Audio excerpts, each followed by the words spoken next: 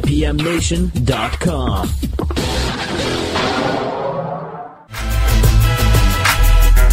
Live from the Transitional Radio Uplink in Cuenca, Ecuador, you're listening to All Natural Being with guest host Henry G. Noel. What's the G stand for? Giddy up on IPMNation.com. Here's Henry. Good evening, everybody, and welcome. Welcome to this, the 351st episode of Brian Broady's All Natural Being, the #1 rated show on IPMNation.com and brought to you by Transitional Radio. Now, we're live this evening on IPMNation.com, Transitional Radio's Facebook and YouTube pages, with fly-on-the-wall video, or, as Brian calls it, the shunt cam, although maybe not for long, on Facebook and YouTube, with rebroadcasts on iHeartRadio, iTunes, Spotify, and a whole host of others. Now, we're broadcasting live this evening from our international uplink studio in Cuenca, Ecuador, and we want to thank our good friends at Wirecast for making it possible for us to be broadcasting live. So we also thank you, our trusted listeners, for without you, there would be little reason for me to be here, actually. No, we appreciate those listening live on radio and those listening to our rebroadcasts. And we want to thank our fly-on-the-wall listeners. We really do find it far more enjoyable having you participating in the threads and sharing your ideas.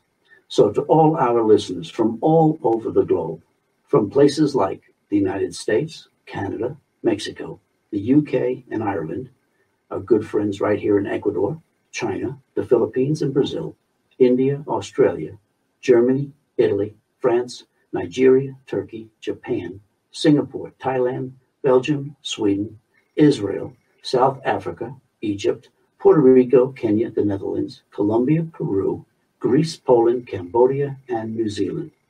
Thank you for investing your valuable time, as we are quite aware there are many other options out there where you could be spending your time.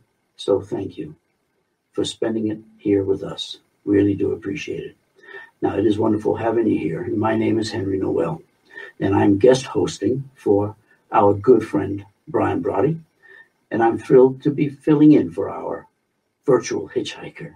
So from 2 degrees south of the equator, where the girth of the planet is the greatest, we want you to understand that regardless of where you are on the globe, your life is still your jungle.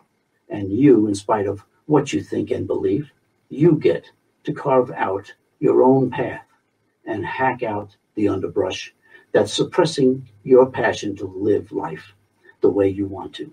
Why cow down for the sport of others? You would get this hand, so why not play it with all of the passion you can and play it the way you always dreamt you would play it if you only were given the chance?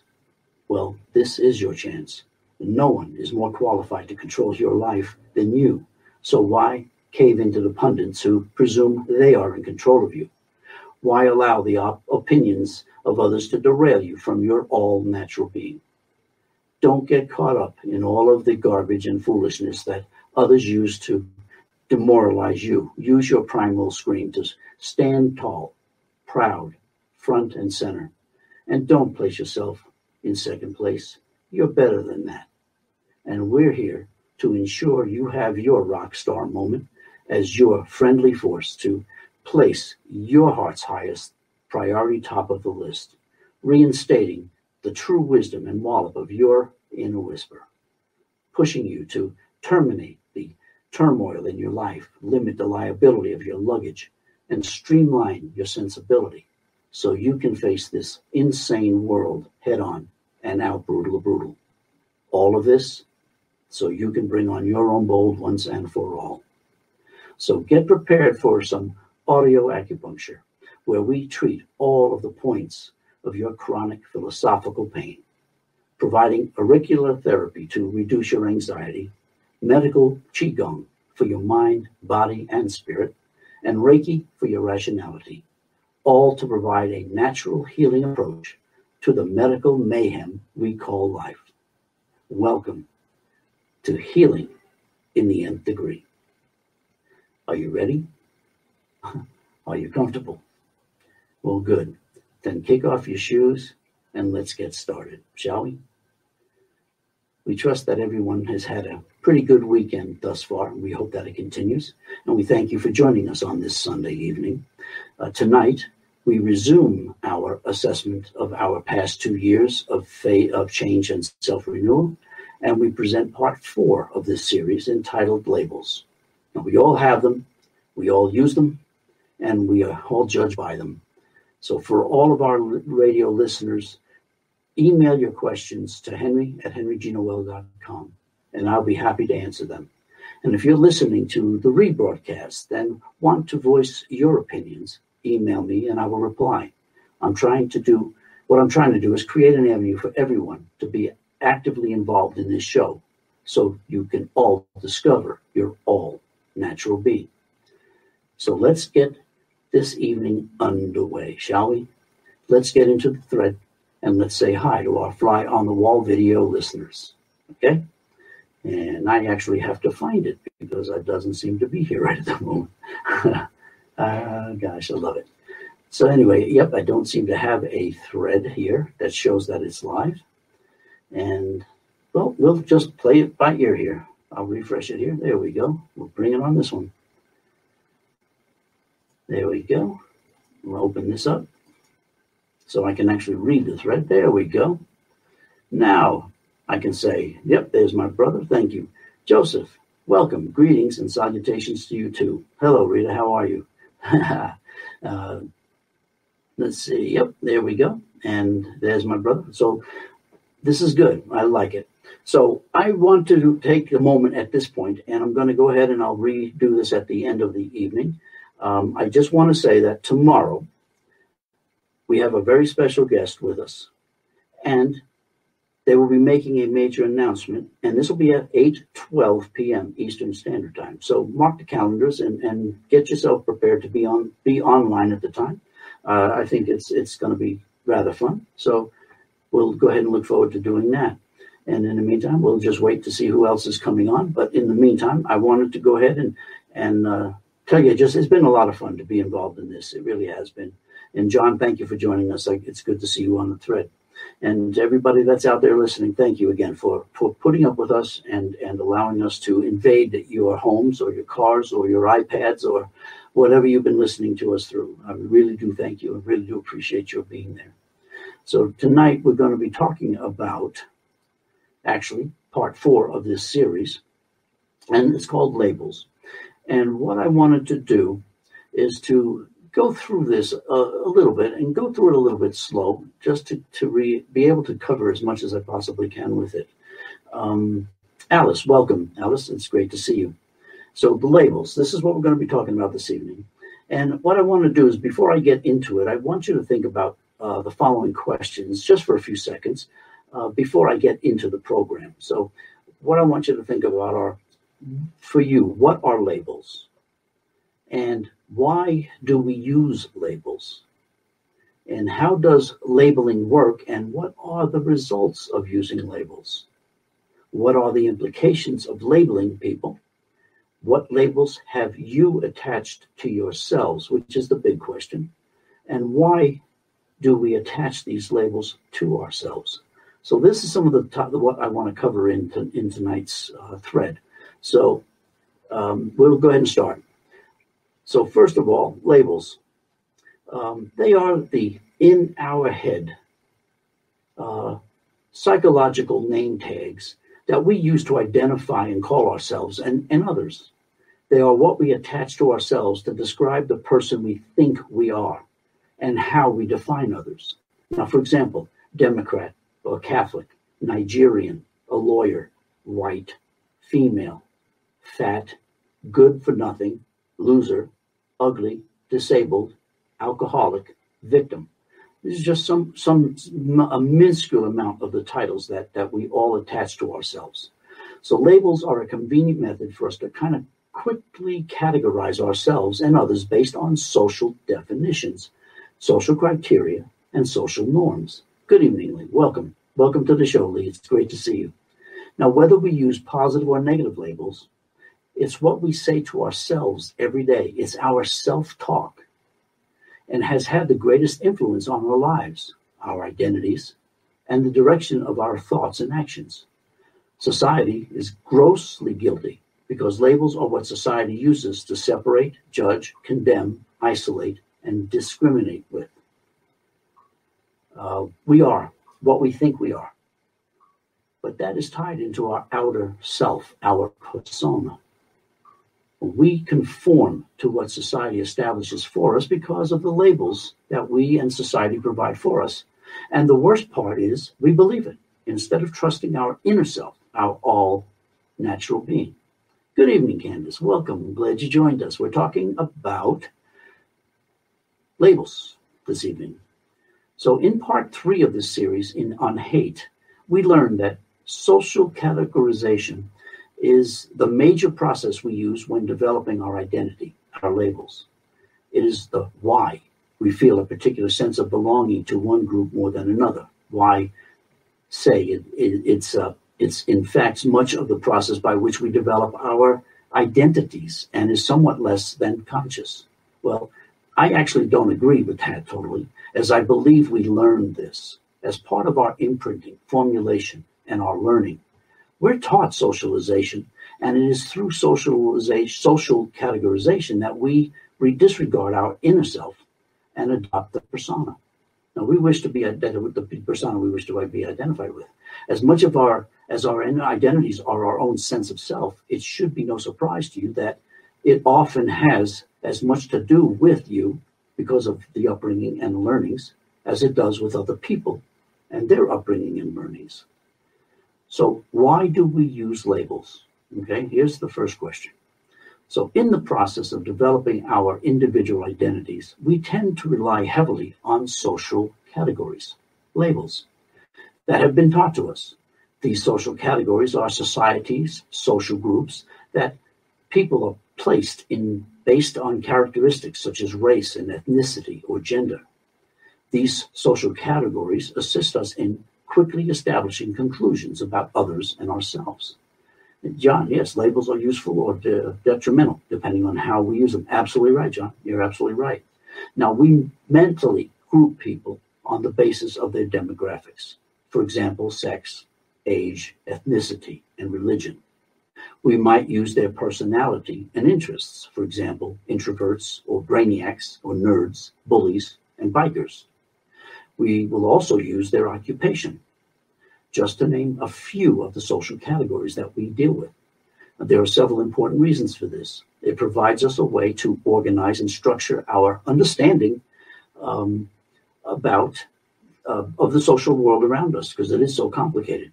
For each meaningful social category, we are likely to have some preconceptions about what members of that particular category are like.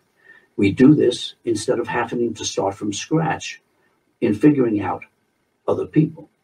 So we often identify the groups people belong to, and then based on our learnings, we develop assumptions about them, the stereotypic characteristics of the populations of these groups.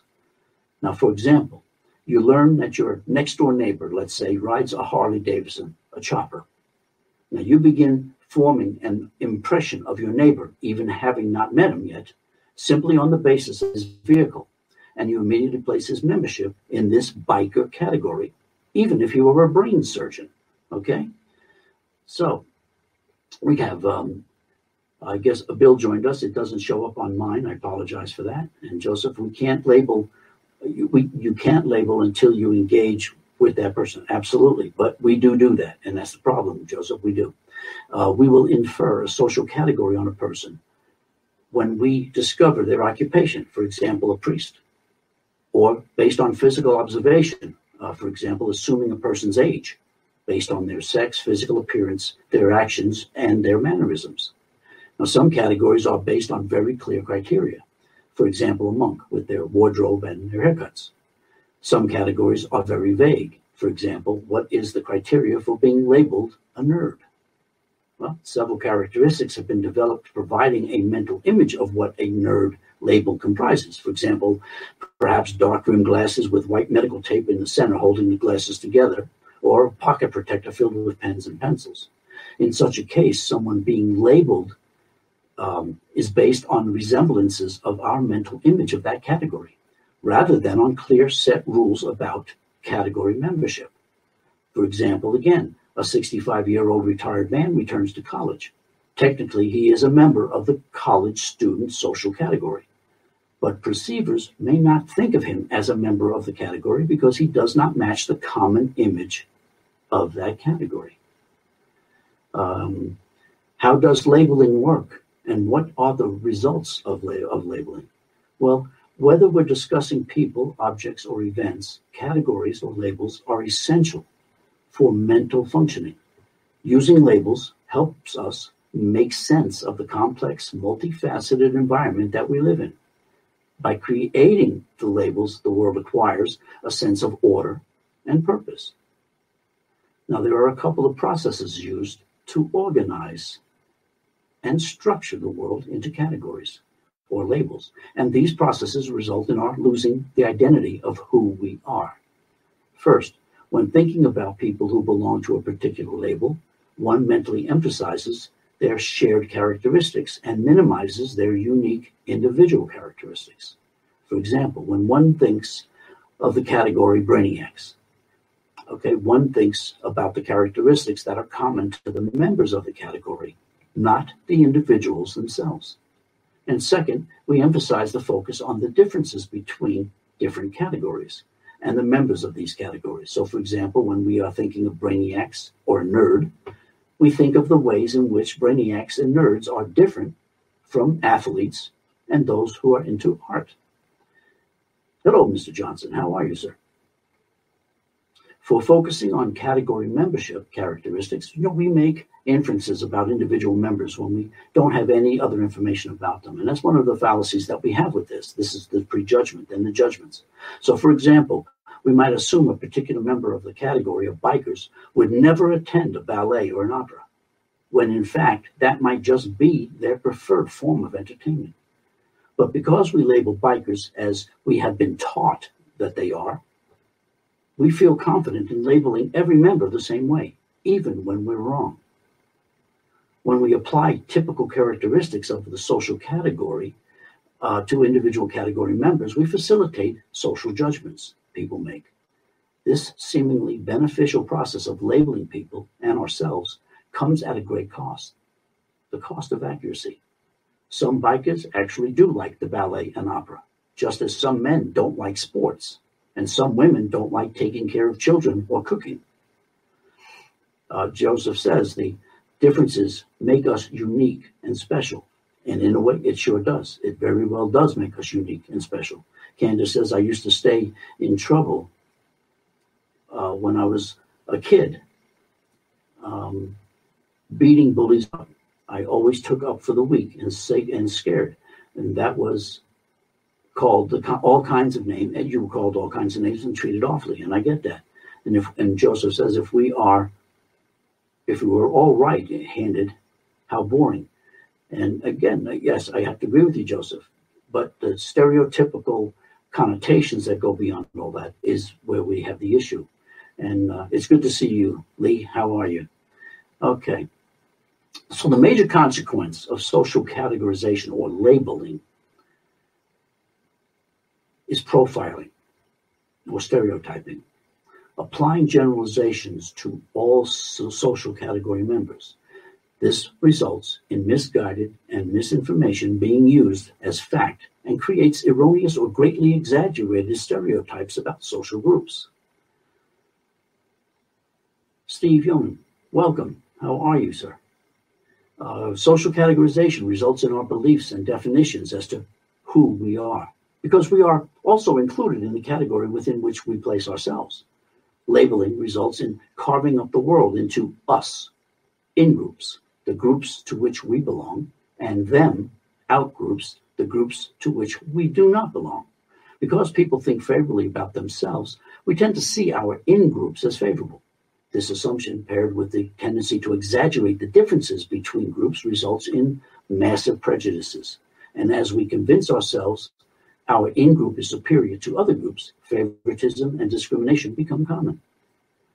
Given the global widespread existence of prejudice and the intergroup conflicts all over the world, from Northern Ireland to South Africa and from the United States to China, the dangers of social categorization or labeling are quite evident. Candace says, I've been called scooter trash. Really? Okay. All right. Okay, so what are the implications of labeling? So social categorization or labeling is inevitable, as people could not function without some way of organizing and simplifying the complex social world around them. However, social characterization carries with it the risk of profiling, stereotyping, and prejudice, and the injustices sometimes associated with them. Unfortunately, there's flexibility in the way that people label other people.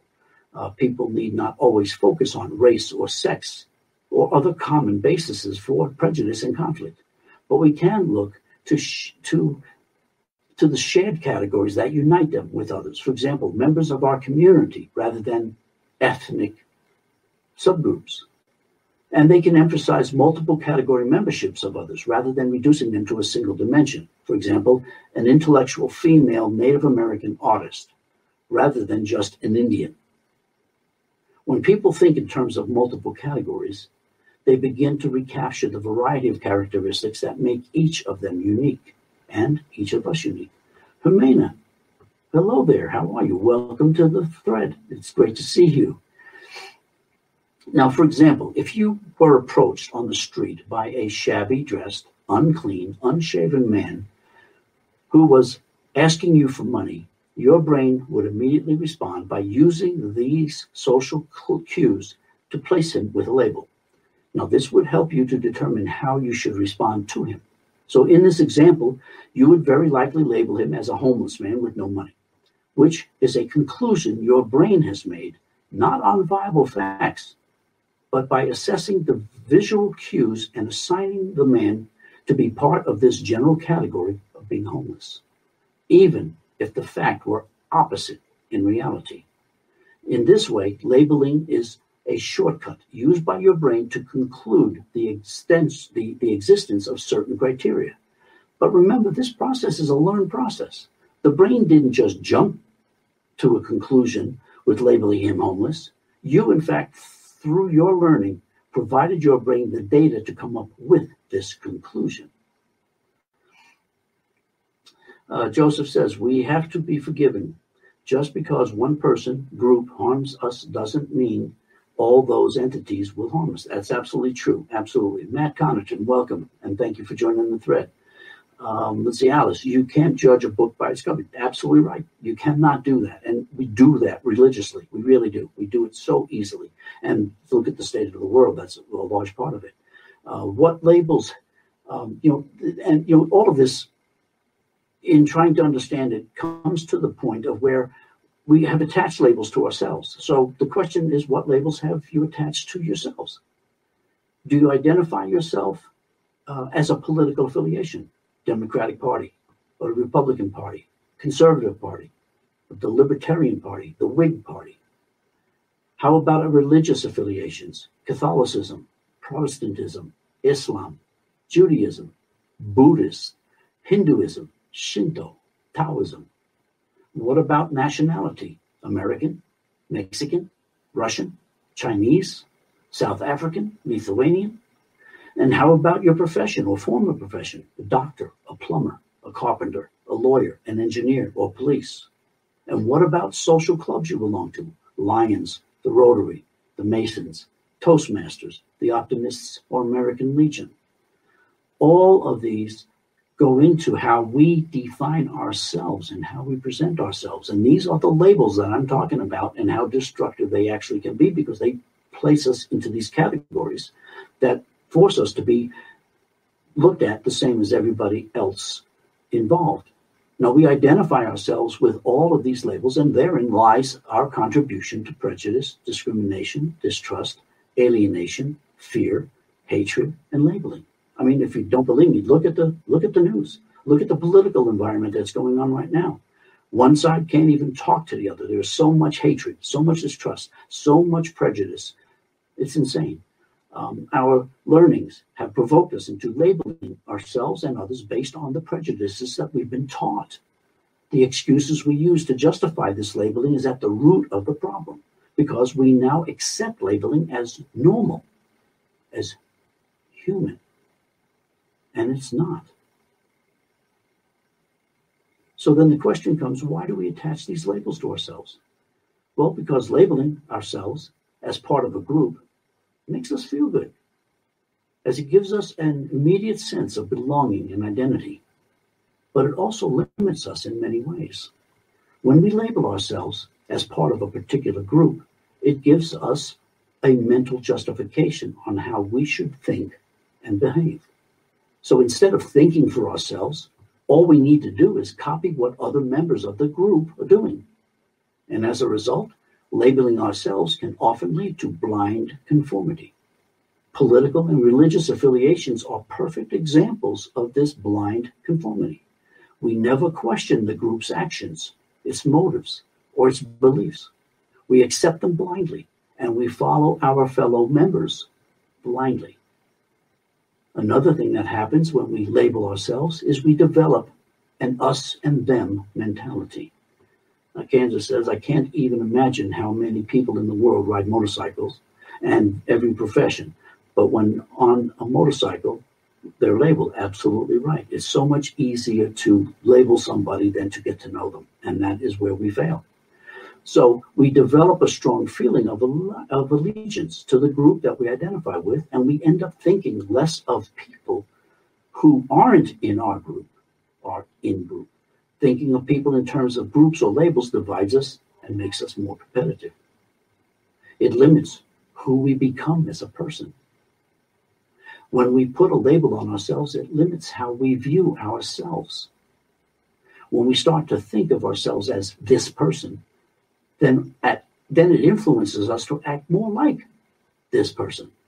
But often this label doesn't fully account for just how dynamic and complex we really are as people. Now, we have multi-layered self that is influenced by many different factors: genes, environment, relationships, parenting, education, past experiences, beliefs, emotions, habits, and our ego, for that matter. Have you noticed your behavior when you operate within these labels? Have you noticed how we eliminate people from our lives because they have different labels? We also criticize and gossip about these people. Have you noticed how our patience is very limited with someone expressing a different views or beliefs than ours? Have you noticed how we stop listening to someone because they look, believe, vote, eat, pray, and talk differently than we do? Have you noticed how we close our minds to a learning opportunity because someone is of a different political or religious persuasion? Have you noticed how we formulate our opinions and beliefs based on the group we are labeled with, and we have no tolerance for someone of a different label? We are all guilty of this. And for us to say we wish to change ourselves or renew ourselves or reconstruct ourselves goes way deeper than simply saying words. This is why I'm emphatic about the difficulty with changing and renewing and reconstructing ourselves. We have no idea how deep this prejudice is ingrained in us. We see fear and hate as normal and justifiable when it isn't. All of this has been taught to us, and we must unlearn it if we are to change, renew, and reconstruct ourselves. You see, what if we didn't have labels? What if we didn't have labels for ourselves? Well, when we don't label ourselves, it's much easier to agree with a group when you agree with them, and it's much easier to disagree with a group when you disagree with them. We can create our own belief system instead of following someone else's. When you don't label yourself, you can often connect with people easier because you don't have the superficial boundaries and prejudices of labels to make you appear separate from anyone. Labels limit who we become as a person. We get all bogged down in trying to fit in that we lose sight of who we are. And perhaps it's the very fact we have already lost sight of who we are because of the labels we so conveniently apply to ourselves so we can fit in. But we fit in to such a limited category or labeled group of people. As I stated earlier, when we put a label on ourselves, it limits how we view ourselves. When we start to think of ourselves as this person, and that influences us to act more like this person. But often this label doesn't fully account for just how dynamic we are.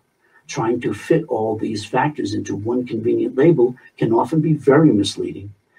So having no label can really do us justice in describing who we really are. And stringing a whole list of labels together increases the parameters with which we define ourselves, just like before. In the example with the Native American woman, we string enough together, then we actually finally adjust outside the norms of what we define people as and how we label them. Let's see. Joseph says we all have God-given talents, and they have to be used for good. Stand up for that good. Exactly. I think that we ignore the infinite. This is from Lee. I think we ignore that infinite complexity of people, of the universe itself, really, because to acknowledge that is to recognize our own insignificance. But maybe that's just me. And no, I do. I think that's the thing. We have this stamina, this belief. Hi, Sarah. How are you? Welcome. We have this belief in ourselves and our ego that really pushes us to be individual. And there's nothing wrong with trying to be an individual. It really isn't. The problem is we are individual within groups of people, and we adopt their morals, and we develop and adopt their ways of seeing things. And I think that is where the issue comes in on us trying to see ourselves as individual, because we are social creatures. And so being individual is a statement, is a stance that we take to justify ourselves. But it's when we are tied to a group that is discriminating against another group, and we are going along with the flow just to fit in, is where the issues are. We end up hating people, and we don't even know why we hate them. We distrust people, and we don't even know why we distrust them. It's just because that seems to be the thing to do. And that is from following and not really developing your own thought patterns. Maria, I tend to label others to make ourselves look. Exactly, Maria, I totally agree with you. We do, and that's what we do. So we are not insignificant. We have to find our confidence. It's a hard task. Insignificant, I think, Joseph, in this case, is literally like we're a grain of sand, that together we are very important. And that's the case. And no, I don't think Lee meant that we are insignificant. I think how we view things and how we deal with things tend to lend us to go in that direction. But that's because of the decisions that we make and the prejudices that we have and all of that. So what I'm trying to get to is be careful when we use the labels. In everyday language, labels can be useful, but we have to use them really carefully. It sometimes makes sense to point someone out based on race, gender, religion, or whatever, but we should never confuse these labels to define another person, and that's what we do. And I think that's where the insignificance comes in, because that's what we do. We judge them. It's one thing to define them based on race and religion, but when you now distrust them, hate them, can't talk to them, that's where we have a problem. So, for example, if I'm describing a friend of mine to someone else, and I point to someone across the room, it may be appropriate for me to say that he's the Asian guy, okay? Especially if he happens to be the only Asian in the group. But if I place connotations on the Asian group, then I'm doing a disservice to ways of describing and the labels that we place on people. The main point here is every individual is complicated, and no one is exactly like anyone else. And when we are labeling ourselves and others, we grossly limit who we really are by eliminating many of the characteristics that go into defining who we really are. Like the biker who's a brain surgeon. We do this all the time. You are not your labels. And your labels have been placed there to join yourself with some people, but it mostly separates you from others. You have adopted and identified yourself with your labels because this is what you were taught to do. The sorority or the fraternity or whatever the case may be. This is the reason why I say you really don't know who you are, because you have been too busy being what someone else told you you were. It's up to you to decide if and how you wish to change, renew, and reconstruct yourselves. But the first step, once you've decided to change, is to forget the labels and define your own belief systems. It's extremely important that we get to understand that, because that is our limiting factor with us. When we associate ourselves with a group or just a handful of groups, we associate with those people. And again, we adopt all of that familiarity, those morals, the distrust, the hatred that the group itself finds. And of course, we won't argue with that group because that's our group. So we just go along with it. And that is where we just don't talk about, we don't identify our own beliefs. And that's where we fall apart. Let's see, insignificant in the sense that there's an infinite complexity out there, and we are not the center of it. There you go. Thank you for clarifying that, Lee, because you're right. That is what it's all about. We are insignificant in effects in the world, but we are major contributors in the way that we understand the way the world functions. And so it really is hard to really dig in to identify who we are and what we're all about. And like I said, until we can get rid of the labels, we never can get rid of the hate. We can never get rid of the fear. And these are topics we've already talked about. And we definitely lose the ability to be honest. And so taking these 4 in a row topics, all of them put together, really define who we are and why we are the way we are and why there's so much hatred in this world. It doesn't come from any one person, but every person that contributes to it allows it to grow and fester and makes it normal or human. And it's not. This is not the way we were designed. This is not why we're here. And we have to get rid of all of these labels that we identify with. We're not a religious affiliation. We are not a political affiliation. We just simply have adopted those, probably from someone else's teachings, and then we identify with that. And then because we identify with that, we cannot even talk to someone of another political or religious affiliation. I mean, that is the saddest part of all of this. I mean, when you really look at it, I mean, you look what's going on. Look at Congress. Look at the conflict. Look at the arguing back and forth. A Democrat and a Republican cannot even sit in the same bloody room. That's insanity. And Einstein defines insanity as doing the same thing over and over again, expecting a different result. So what do? You vote for the same people.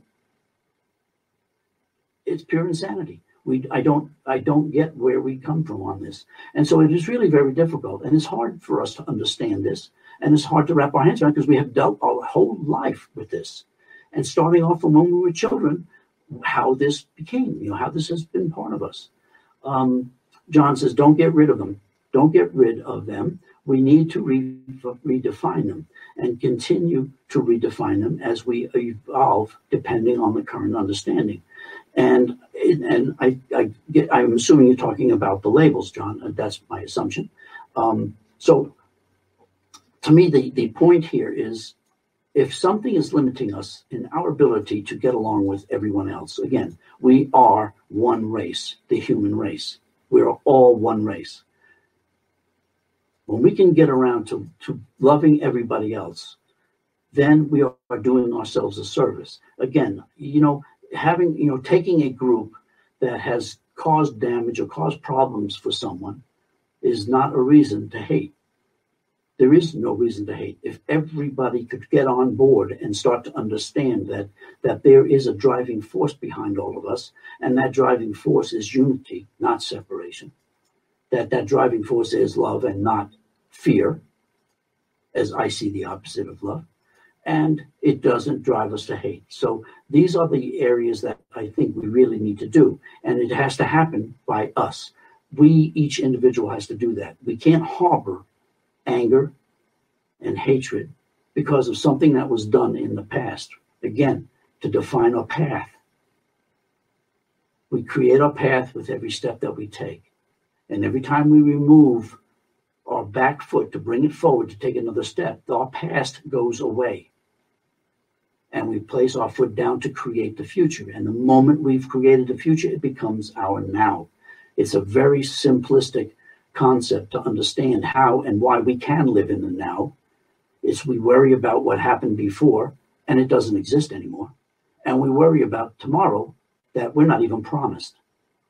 So it's the now, and that's where we have to live. That's how we define ourselves, in the now. That's how we see our life in the direction it has to go, in the now. So thank you for clarifying that, John. Yes, labels. I got it. Yes. And I think we really do need to get rid of them. I mean, it would be great to just reference each other as fellow human beings. It doesn't matter the color. It doesn't matter the religion. It doesn't matter where we live. It doesn't matter the boundaries. What matters is we're all human. They're all brothers and sisters. It's what we do with that information that breaks us from the mold of the labels and the fear and the hatred that these labels develop and bring on. So that's how we have to work our way through. No, you can't change the past, Joseph. You're absolutely right. You're absolutely right. And so if you can't change it, there's no sense in worrying about it. We let it go because there's no need for it. So anyway, we have about a minute left, I guess. I'm looking at my brother at this point, and he's kind of got that, like you got a minute look on his face. So I'm going to go ahead and get ready to wind it down. Again, I want to remind everybody tomorrow at 8:12 p.m., we have a very, very special guest with us making a very major announcement. So please tune in, and I really look forward to that. I hope you guys have a great evening. I do hope that you ponder some of the things that we are covering here and start tying them together, because it is very important that you do, because they are so interrelated. When we get into the racism, you'll understand too where this is coming from and how all of this interrelates between labels, the hate, the fear, and trust, and which is another one we'll talk about, and honesty. And you'll see how all of this starts to interweave and interrelate, and why we are in such a mess that we are in. So anyway, everybody, I want to say good night. Have a great evening. Thanks for joining in, and enjoy the rest of your weekend. Thank you.